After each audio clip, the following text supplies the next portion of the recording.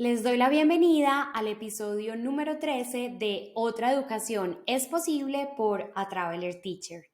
En el episodio de hoy estaremos conversando sobre nuestro libro del mes, Los primeros días de clase. Este fue nuestro libro del mes de agosto. Sin embargo, por diferentes circunstancias no pude sacar el episodio la semana pasada, a finales de mes, así que lo estoy sacando esta semana antes de publicar el nuevo libro del mes. De igual manera, estoy muy contenta porque este es el primer episodio que estoy grabando con video. Así que si no son usuarios frecuentes de plataformas de podcast, ya podrán seguir encontrando estos videos en YouTube. Este libro fue publicado ya hace muchos años, en 1997. Sin embargo, hasta el día de hoy sigue siendo uno de los libros más vendidos en el ámbito de educación. Los autores escribieron este libro pensando en aquellos docentes que apenas van a empezar a desempeñarse como docentes. Por eso las palabras los primeros días de clase podemos pensar que se refieren a esos primeros días que vivimos cada año, cuando inicia como el nuevo año escolar y empezamos con un nuevo grupo de estudiantes, pero realmente se refiere a esos docentes que apenas van a empezar a desempeñarse como docentes. Sin embargo, yo considero que este libro es efectivo para cualquier docente y muchas reseñas que he leído me han demostrado lo mismo. Es efectivo para todos los docentes que quieran tener una clase más estructurada, más organizada, con más herramientas para ayudar a sus estudiantes a nivel formativo y académico.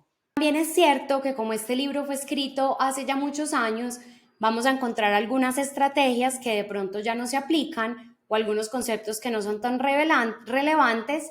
A mí de todas maneras me parece que es un libro demasiado bueno y que inclusive estos aspectos pues los podemos considerar.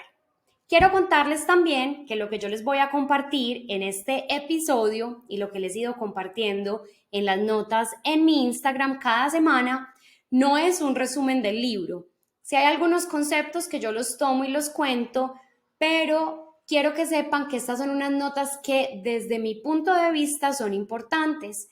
Puede ser que si alguno de ustedes lee el libro, encuentre apartados que diga, Melissa no lo mencionó, pues es porque en ese momento para mí no fue muy importante. Debo igual confesarles que este libro yo lo he leído más o menos unas 5 veces, yo creo, y no saben la cantidad de veces que ya simplemente voy al menú, al contenido y busco lo que me parece más importante. Y por supuesto, cada vez que lo he leído ha llegado luz, nueva información, nuevas estrategias, nuevas formas de ver las cosas. Espero que mis notas importantes sean muy enriquecedoras para ustedes, que les den mucha inspiración y, por supuesto, los animo a que lean el libro para que ustedes puedan tener sus propias reflexiones. Este libro se divide en 5 unidades, van de la A a la E. La A es una introducción en la que los docentes nos cuentan cuáles son los 3 elementos que hacen a un docente efectivo.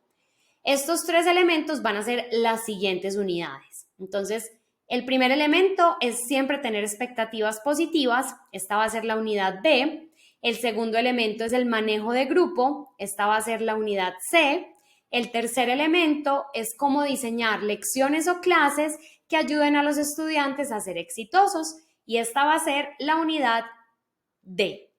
La unidad E es una invitación a que sigamos aprendiendo. Entonces, en este episodio vamos a compartir sobre esas 3 unidades más importantes. Vamos a empezar por la unidad B, que es esa primera característica, que son las expectativas positivas.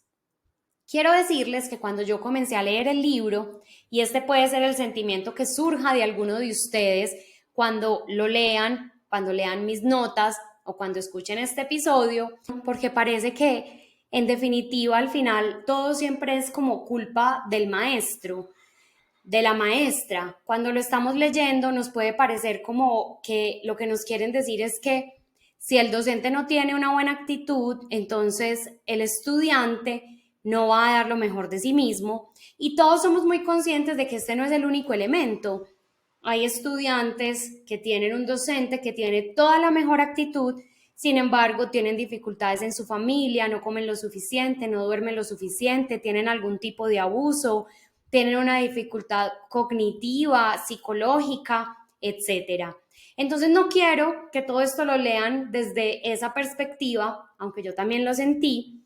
Quiero que lo miremos más bien desde otro punto de vista, y es que si tenemos un estudiante que de pronto sí tiene todas las disposiciones y todas las actitudes para aprender, para formarse, para mejorar, pero se encuentra con un docente de esos que no sé si les tocó a ustedes, llegaban a la clase y simplemente nos decían: a mí nadie me ha sacado un 5 o un excelente en toda mi vida de maestro.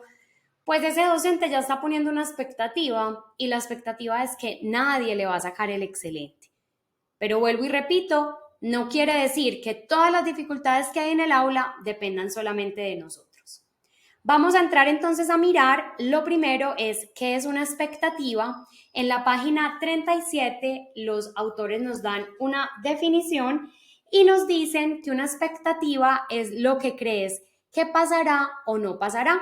Y esta expectativa puede ser positiva o puede ser negativa. Positiva, no importa dónde, qué o a quién enseñe, yo voy a tener éxito. Negativa, completamente lo contrario, no importa dónde, qué o a quién enseñe, no funcionará o fallará. ¿Por qué son importantes las expectativas? Creo que lo hablamos un poquito como en esa pequeña introducción que hice. Los estudiantes tienen a aprender tanto o tan poco como los docentes esperamos de ellos. Y esto tiene un fundamento en una investigación que se realizó en 1968. En este experimento, en esta investigación, realmente los investigadores tomaron a una escuela primaria y les administraron un test de proeficiencia. Una vez que obtuvieron los resultados, llamaron a un grupo de docentes y le dijeron a estos docentes que les iban a asignar un grupo de estudiantes, de 20 estudiantes que habían demostrado altas capacidades, y que se los iban a asignar a ellos porque ellos eran unos docentes que también eran especiales y tenían unas capacidades y unas cualidades por encima de la media. Trabajaron durante 8 meses y a los 8 meses les volvieron a hacer un examen. Efectivamente, estos 20 estudiantes obtuvieron unos resultados superiores a todos los demás. Cuando les preguntaron a los docentes, ellos a qué pensaban que se debía esto, su respuesta fue que era porque ambos grupos eran grupos especiales que tenían capacidades diferentes, y los autores, los investigadores les dijeron que realmente lo único que había cambiado en todo el grupo, entre todos los grupos de profesores y de estudiantes, era que tanto estos docentes como los estudiantes habían creído que se esperaba más de ellos, que ellos podían rendir más. Y efectivamente, como esperaban más de ellos, pues obtuvieron este resultado. Dentro de todas estas expectativas, los docentes en este capítulo hablan de diferentes temas. Uno de los temas de los que conversan es ese famoso primer día de clase, del que yo les he compartido en muchas ocasiones. Este es un momento fundamental para sentar la base de estas expectativas, porque de la forma como recibamos a los estudiantes, vamos un poco a indicarles qué esperamos y qué pueden recibir ellos de nosotros por el resto del año. Nos habla también de un tema, este es uno de los temas que yo les mencionaba, que no todos me parecen que son muy actuales, y es de cómo nuestra presencia física, ellos hablan en concreto de nuestra forma de vestir, puede invitar o no a aprender. Yo evidentemente concuerdo en que es importante estar bien presentados, pero no creo que marque especialmente una diferencia si un docente va con una camisa o si uno va con una camiseta. Siempre pues manteniendo como lo que nuestra profesión nos pide. Hay dos partes que me parecen súper enriquecedoras en esta unidad.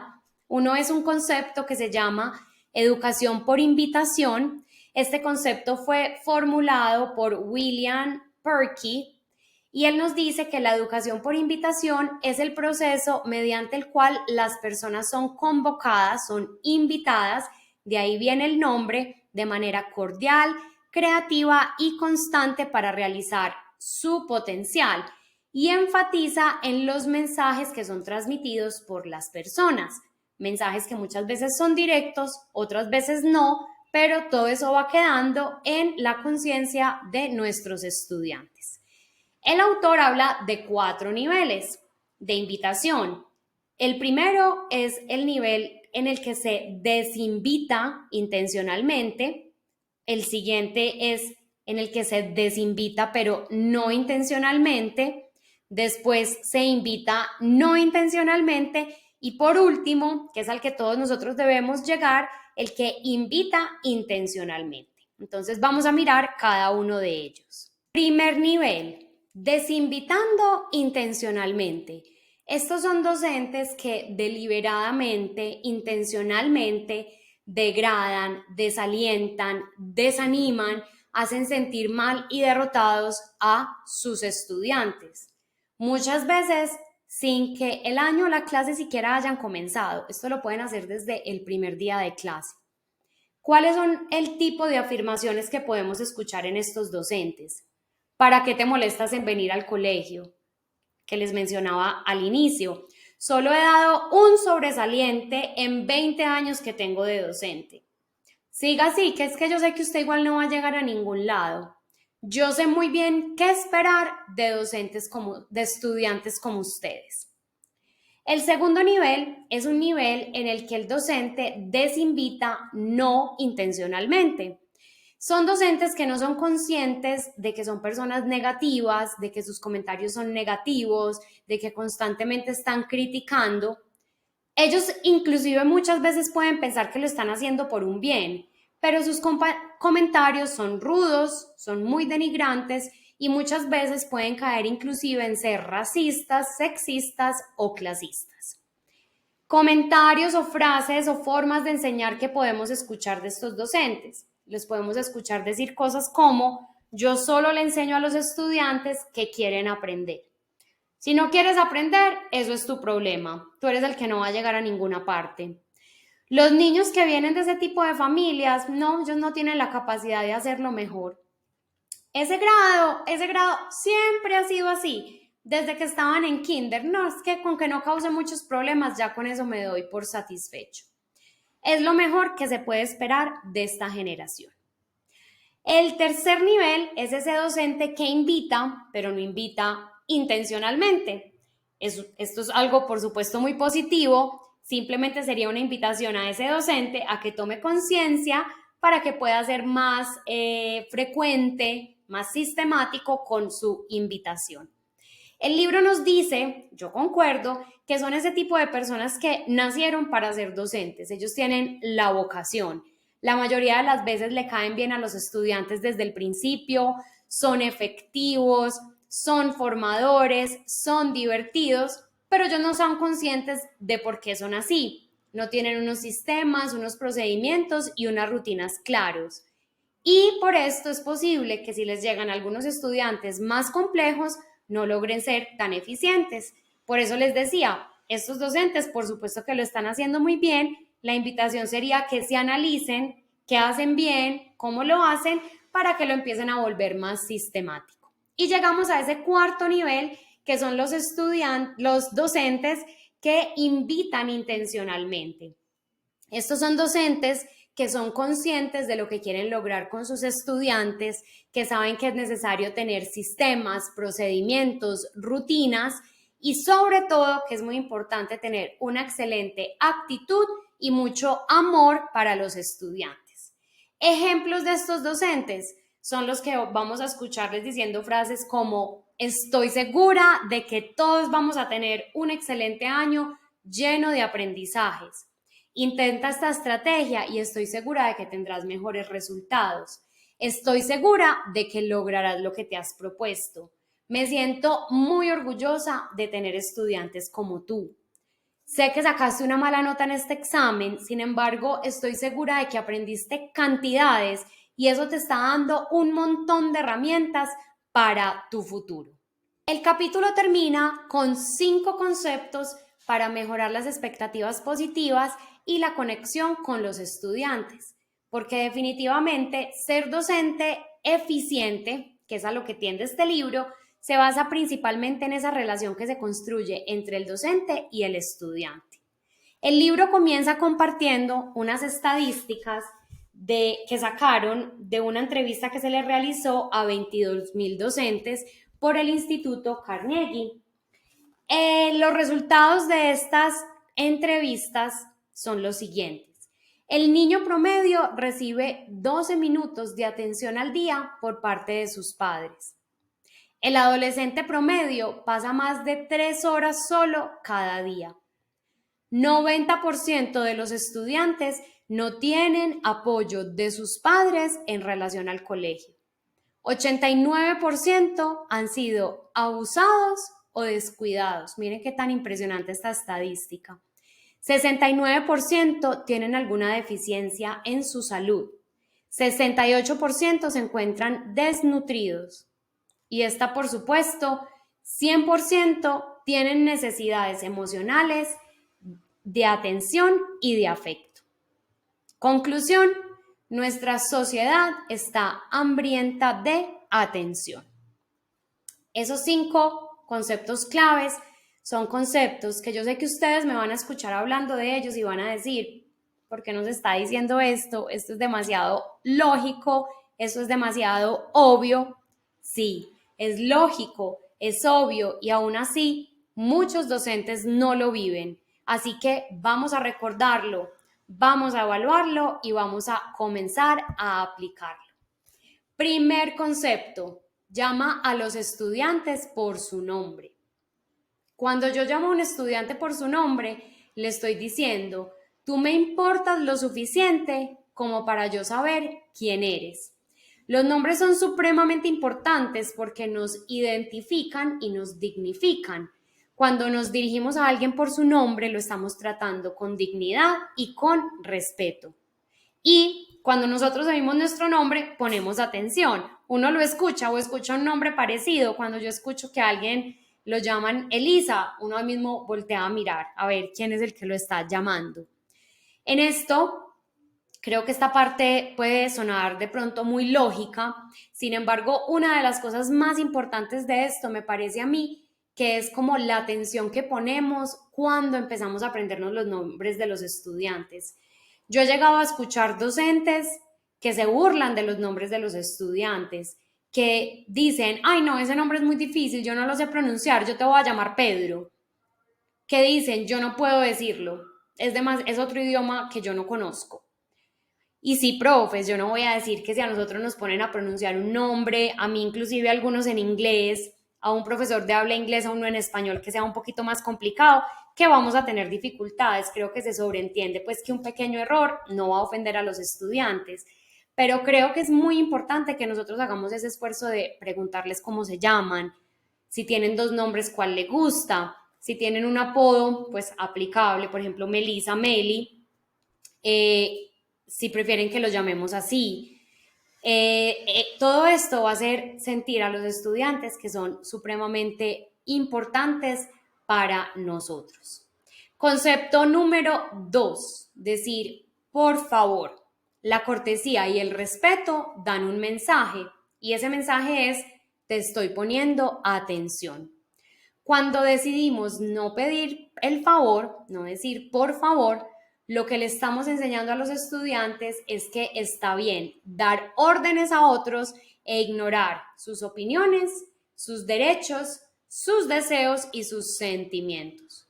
Cuando pedimos por favor, le estamos pidiendo ayuda a la persona y al mismo tiempo valoramos que la persona tiene opiniones. Concepto número 3, que va completamente ligado a este que acabamos de hablar, dar las gracias. Profes, yo no creo que se pueda decir, por favor, sin acto seguido, dar las gracias. Son 2 conceptos que van juntos. Cuando decimos gracias, precisamente estamos reconociendo que alguien usó, lo que decíamos antes, su tiempo, su disposición, sus sentimientos para hacer algo por nosotros y le decimos que apreciamos su esfuerzo y su amabilidad. Número 4, y esta es tan importante, siempre tener una sonrisa. Una sonrisa es una luz para decirle a la gente que nuestro corazón está conectado con el de ellos. Es el lenguaje universal del entendimiento, de la paz y de la armonía. Yo sé, profes, que nosotros todos somos seres humanos y no siempre llegamos con la actitud más alegre a clase porque también tenemos problemas personales, familiares, económicos, etc. Pero sí podemos hacer un esfuerzo para tener siempre una sonrisa. Último concepto, y aunque sea el último, no quiero decir que sea el menos importante. Algunas veces he compartido esto en Instagram y algunos profes me han dejado comentarios diciéndome que este les parece el más importante, y así es, profes, es el más importante y es dar amor. Finalmente, amor es lo que todos deseamos. Y aunque como maestros nos falten los recursos, no podamos imprimir todas las hojas que queramos, no tengamos copias de colores, no tengamos cartulinas, no tengamos marcadores de todo tipo, amor es algo que siempre vamos a tener para dar. Los estudiantes se van a olvidar de muchos, si no es que todos, no me gusta decir eso, pero a veces es así, los contenidos que les enseñemos, pero nunca se van a olvidar de aquel docente que les brindó amor.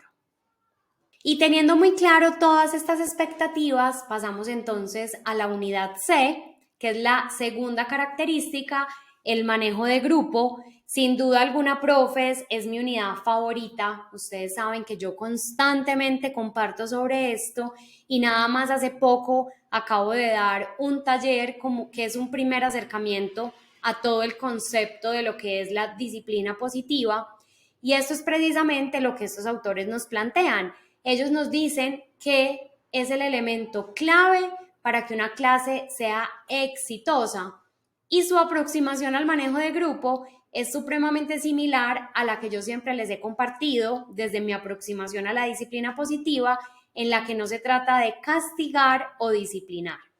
Su propuesta es evitar que se generen los problemas, teniendo una clase tan estructurada por medio de reglas, de procedimientos y de rutinas, que los estudiantes siempre sepan qué deben hacer y así se eviten los problemas. Ellos dicen que el factor más importante en el proceso de aprendizaje de los estudiantes es el manejo de grupo, y concuerdo con ellos. Si no tenemos un buen manejo de grupo, va a ser muy difícil que podamos invertir tiempo, trabajo, involucrar nuevas metodologías que sean más dinámicas, más creativas, etc. Ellos comienzan el capítulo diciendo que es muy importante que veamos una diferencia entre disciplinar una clase y manejar una clase. Disciplinar una clase, vamos a tener un docente que es reactivo, no tiene procedimientos y rutinas, sino que reacciona a los problemas. Cuando manejamos una clase, tenemos un docente efectivo, tiene procedimientos y rutinas y por esto evita los problemas.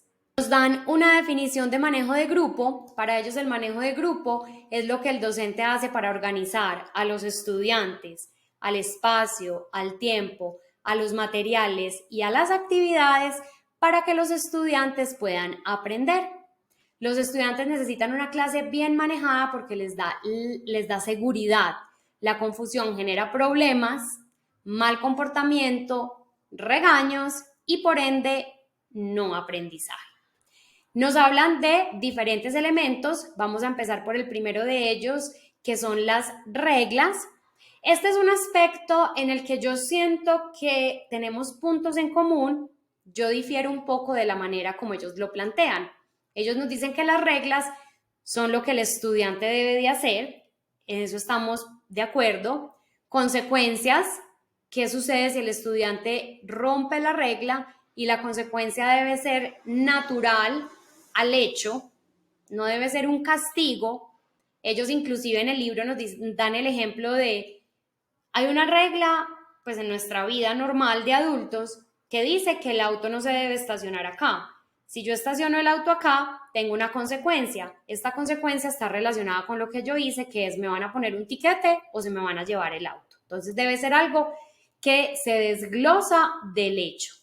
Recompensa, ¿qué sucede si el estudiante sigue la regla? Y nos dice que estas recompensas no deben ser algo que sea una especie de premio, como vamos a hacer una fiesta al final de la semana, van a ir al cofre del tesoro, les voy a dar dulces, porque la realidad es que en la vida no hay recompensas y esto crea una cultura de ¿qué gano yo haciendo esto? La recompensa debe ser la satisfacción del deber bien hecho. Nos dicen que las reglas deben ser pocas para que el estudiante las pueda recordar y que son completamente diferentes de los procedimientos y la rutina. Creo que hasta aquí yo concuerdo completamente con este planteamiento. Mi diferencia está en que el libro propone que el docente tenga una serie de reglas que ya tiene establecidas y simplemente las socializa con los estudiantes. Ustedes saben, si me siguen ya desde hace tiempo, si no los invito a que vayan a mi Instagram porque he hablado muchas veces de esto, a que construyamos una serie de acuerdos con nuestros estudiantes. Desde mi punto de vista, esto es muchísimo más enriquecedor porque las reglas, los acuerdos, van a salir de los estudiantes fomentando la autonomía. No voy a entrar acá a explicar detenidamente esto, sin embargo, en la descripción de este episodio les voy a dejar unos enlaces donde amplío un poco este contenido y aquí les voy a hablar específicamente, van a encontrar uno sobre los acuerdos de clase. Planes de mejora es el siguiente elemento del que nos hablan y esto está dirigido a cuando los estudiantes rompen alguna regla. Hemos hablado anteriormente de la importancia de tener consecuencias que están relacionadas con la falta y que no sean castigos. Por lo tanto, si un estudiante rompe alguna de las reglas o de los acuerdos, es muy importante realizar un plan que lo lleve a reflexionar en su comportamiento y que al mismo tiempo le enseñe técnicas que puede usar en el futuro. El libro nos invita, y esto también es muy ligado al trabajo de disciplina positiva, a que en una hoja le pidamos al estudiante que reflexione las siguientes preguntas y que después las dialoguemos con ellos, pues a veces ellos no van a tener la capacidad para ir a la profundidad que se necesita. Entonces, la primera pregunta que le vamos a hacer al estudiante es, ¿cuál es el problema? Es decir, ¿cuál regla, cuál acuerdo el estudiante no cumplió o qué falta cometió? Aquí el estudiante simplemente debe describir esta regla. Número 2, y súper importante, ¿qué lo causa? ¿Por qué el estudiante cree que hizo lo que hizo? Aquí nos vamos a encontrar algunos estudiantes que son sumamente reflexivos, que ya tienen una capacidad de analizarse por su madurez, por su forma de ser, por su familia, pero otros a los que necesitamos ayudarles. Entonces nos puede pasar el caso de que un estudiante le pegue a otro amigo, cuando le preguntemos qué pasó, simplemente nos diga, él me pegó también y se quede ahí. Entonces ahí debemos ir un poco a esas causas. Una vez que hayamos identificado esas causas, vamos a pasar a analizar con el estudiante qué estrategias, qué medios, qué acciones, qué plan va a implementar para actuar diferente. Se va a dar un tiempo para ver si este comportamiento mejora y si no funciona, se debe volver a pensar en otras acciones en el punto 3. Profes, no nos lo dice el libro, o al menos yo no recuerdo que lo diga y no lo tengo en mis notas, pero yo estoy firmemente convencida de que el comportamiento es un reflejo de algo que está viviendo el estudiante. Un estudiante no es disruptivo porque sí. Un estudiante no se pone a decir charlas y bromas en medio de la clase porque sí. Un estudiante no le pega a un compañero porque sí. Hay algo detrás. Si nosotros simplemente vamos y aplicamos una consecuencia tipo castigo, interrumpiste clase, te sales del salón y te vas para la dirección, puede que si somos muy bravos o de pronto ese estudiante le da un poco de miedo, nunca vuelva a hablar, pero no vamos a ver qué es lo que estaba moviendo a ese estudiante a hablar y a estar interrumpiendo en clase. Si yo trato de ir a las causas, puedo encontrar información súper valiosa para realmente impactar a ese estudiante. ¿Qué tipo de información puedo encontrar? Puedo encontrar información como que el estudiante está viviendo una situación de abandono en su familia y el estar interrumpiendo constantemente las clases lo hace para buscar esa atención que no recibe. Yo me puedo encontrar con que el estudiante no ha aprendido a decodificar bien las letras, no sabe leer, tiene una dislexia y en vez de hacer eso delante de todos sus compañeros y que de pronto se burlen de él o quede en ridículo o quede como el bobo de la clase, entonces él prefiere cada que lo llamamos a participar, hacer una broma, hacerse el charro y sí, que lo echen de la clase, pero así los amigos lo consideran el payaso, el chistoso, pero no el que no sabe. Muchas veces, cuando empecemos a indagar en esas causas, vamos a necesitar apoyo del departamento de psicología, psicopedagogía, trabajadora social, etcétera. Pero lo importante es que vayamos encontrando esas causas que mueven el comportamiento de los estudiantes y que les demos herramientas para que ellos puedan mejorar. La última parte de este capítulo, pero es una parte súper extensa, nos va a hablar de los procedimientos y las rutinas.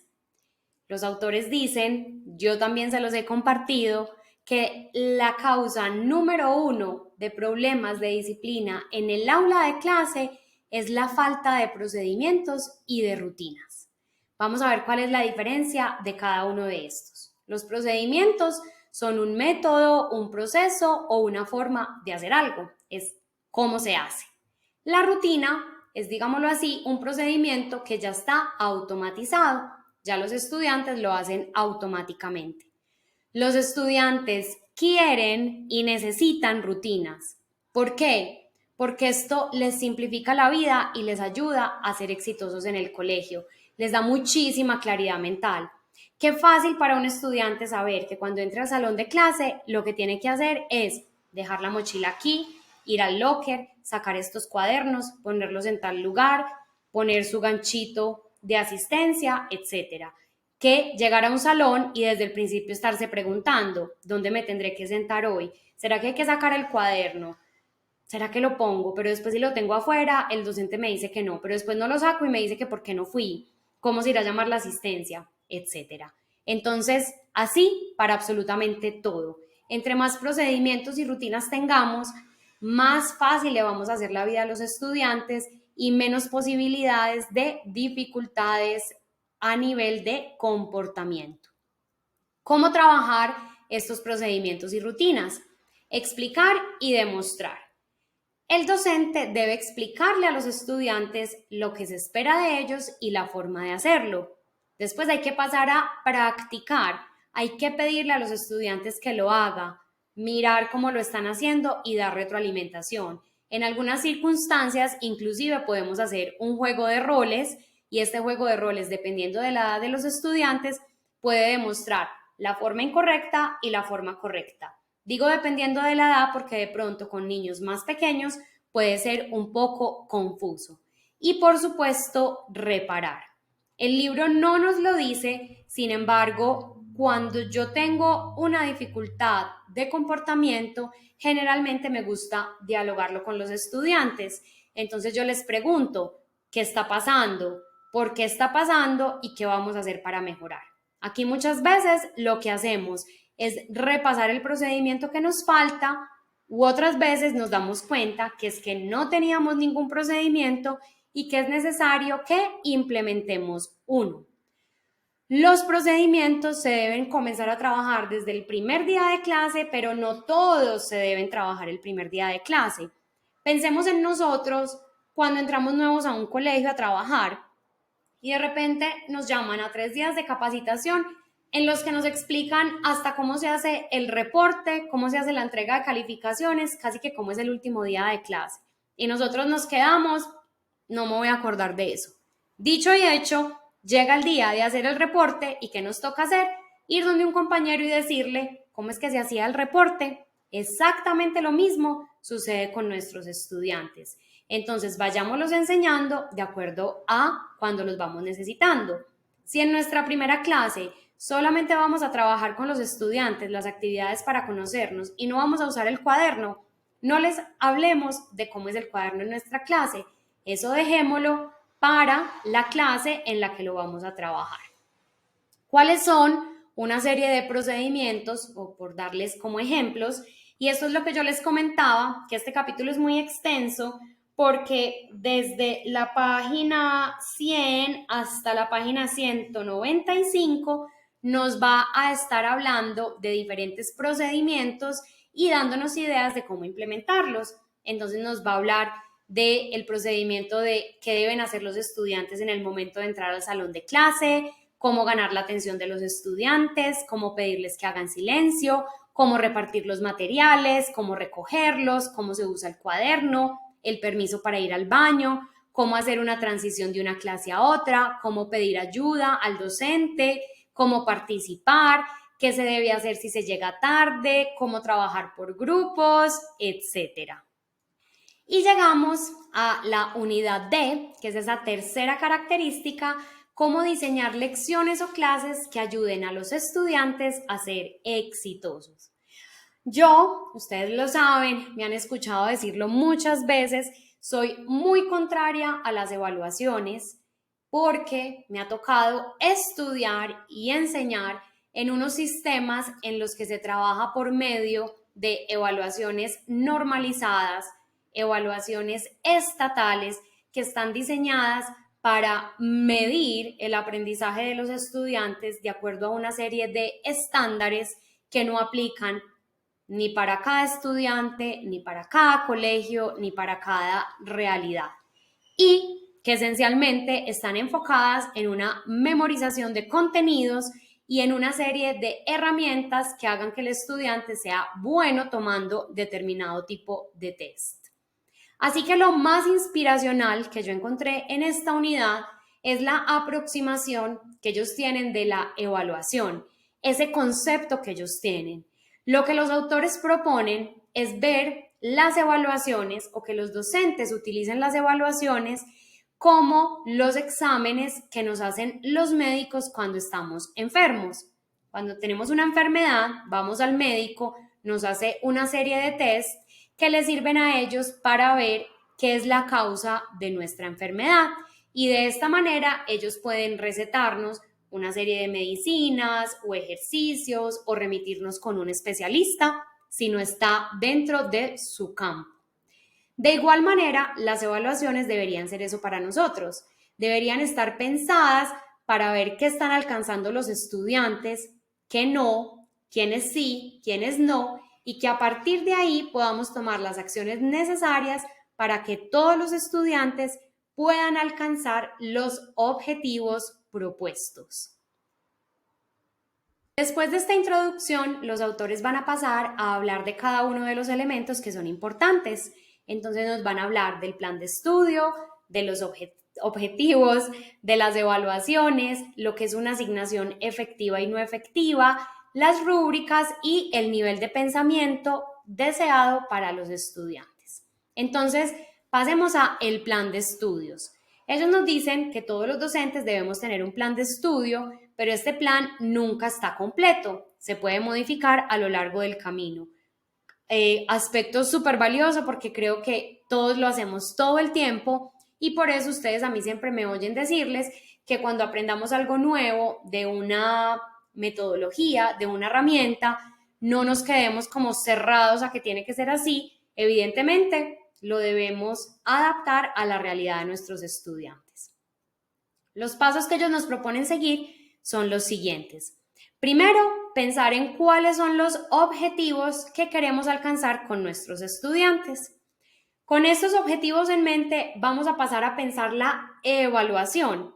Muchas veces nosotros vamos objetivos, actividades, evaluación, pero ellos nos dicen no, objetivos, evaluación, y ya teniendo esos dos extremos, vamos a construir el puente para que nuestros estudiantes puedan alcanzar lo que nosotros deseamos o lo que nos pide la institución.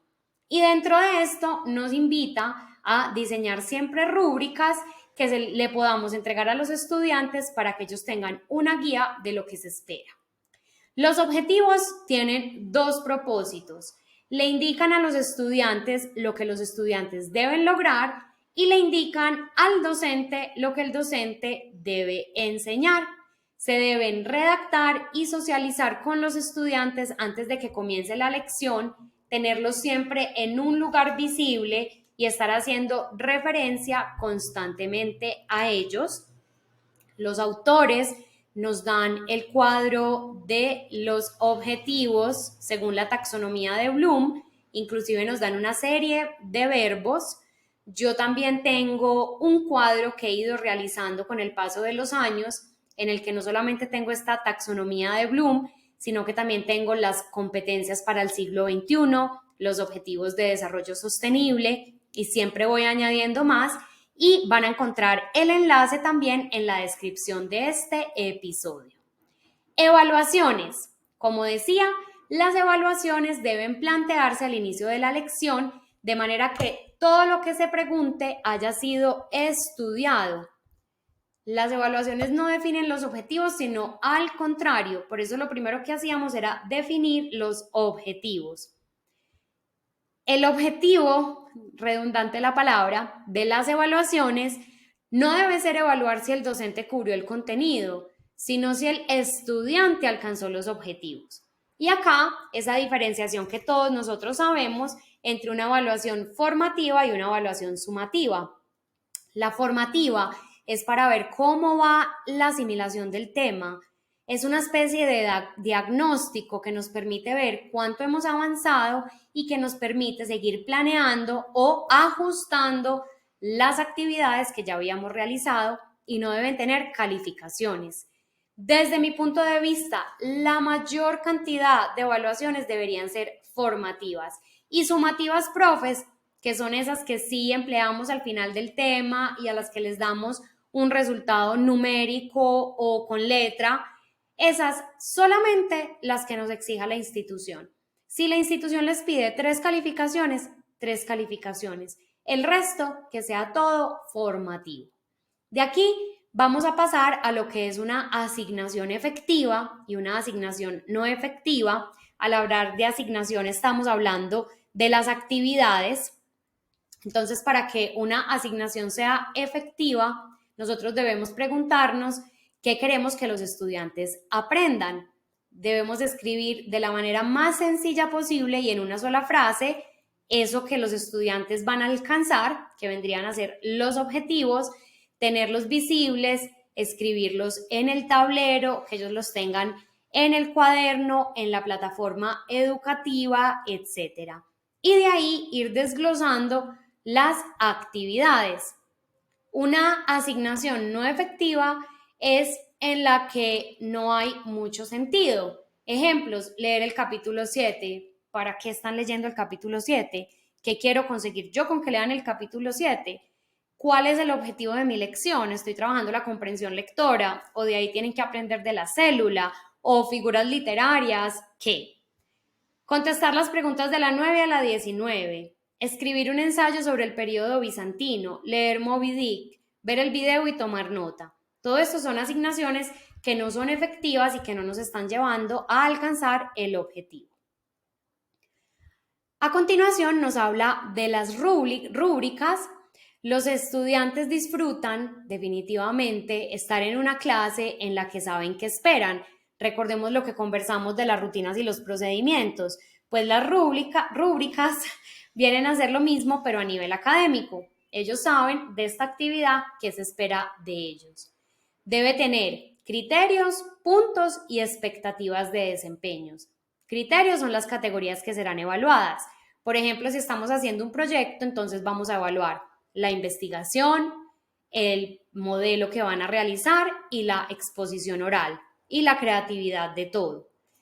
Debemos poner una escala de valores, lo que más se utiliza es del 0 al 4, 0 siendo el más bajo, 4 el más alto, y las expectativas de desempeño. Debemos definir y dar ejemplos de estos niveles. Entonces, por ejemplo, en la investigación, nivel 4, siempre comencemos por el nivel 4, especificar qué esperamos en la investigación. Entonces, en la investigación de este tema, yo espero que haya por lo menos 3 hojas, 4 párrafos. Si estamos investigando, supongamos un personaje, entonces que me hablen de la fecha de nacimiento, el lugar de nacimiento, las dificultades que tuvo en su vida, por qué es conocido, qué impacto tuvo en el mundo, por qué lo escogí. Y acá se redactaría más o menos diciendo, la investigación está completa, contiene los 4 párrafos solicitados y desarrolla todos los temas: dónde nació, en qué lugar creció, a qué se dedicó, qué estudió, etc. Y de ahí vamos pasando al 3, 2, 1 y 0. Pueden ser menos, de pronto del 0 al 4 va a ser mucho, podemos tener del 0 al 3, eso depende de ustedes, de la institución y del contenido que estamos trabajando. Los niveles de pensamiento deseado para los estudiantes son muy enriquecedores porque salen de la taxonomía de Bloom. El primer nivel sería el nivel del conocimiento. Este nivel implica recordar o reconocer información previamente aprendida, y los objetivos en este nivel incluyen la memorización de hechos, la comprensión de conceptos y la identificación de información. Algunos verbos: enumerar, recordar, nombrar, hacer una lista, definir, describir, etc. El segundo nivel es el nivel de la comprensión. Aquí se busca la comprensión y la capacidad de explicar la información. Los objetivos en este nivel incluyen la interpretación de ideas, la organización y la traducción de la información en sus propias palabras. Acá podemos tener verbos como explicar, resumir, interpretar, parafrasear, describir con tus propias palabras, etc. El tercer nivel se refiere a la aplicación, la capacidad de utilizar el conocimiento en situaciones nuevas o diferentes. También podemos acá incluir, resolver problemas o ejecutar tareas. Y algunos verbos que vamos a tener es aplicar, utilizar, demostrar, resolver, ejecutar, modificar. Pasamos al nivel número 4. Esta etapa es la del análisis e implica descomponer la información en partes más pequeñas para comprender mejor su estructura y la relación de todas las partes. Acá obviamente tenemos el objetivo de analizar, pero también vamos a tener comparar, contrastar, desglosar, clasificar, categorizar, entre otros. El número 5 va a ser la síntesis. Es la capacidad de combinar ideas o elementos para crear algo nuevo. Esto implica generar nuevas ideas, producción de trabajos creativos, resolución de problemas complejos, y algunos verbos que vamos a tener serían crear, generar, combinar, encontrar una forma inusual, diseñar, inventar, entre otros. Y pasamos al último nivel, que es el de la evaluación, y es la capacidad de emitir juicios y valorar la información o el pensamiento basado en criterios establecidos. Los objetivos en este nivel, los verbos en este nivel serían verbos como evaluar, juzgar, justificar, valorar, argumentar, criticar, pero criticar en el buen sentido de la palabra, entre otros verbos. Llegamos entonces al final de este episodio y al final de estas notas importantes del libro. Ya vamos en como 50 minutos de grabación. Casi que imposible hablar de todos los detalles que hay en este libro, pero espero que estas ideas que les compartí les sean de mucha utilidad, les inspiren y les ayuden en sus clases. Muchísimas gracias por acompañarme.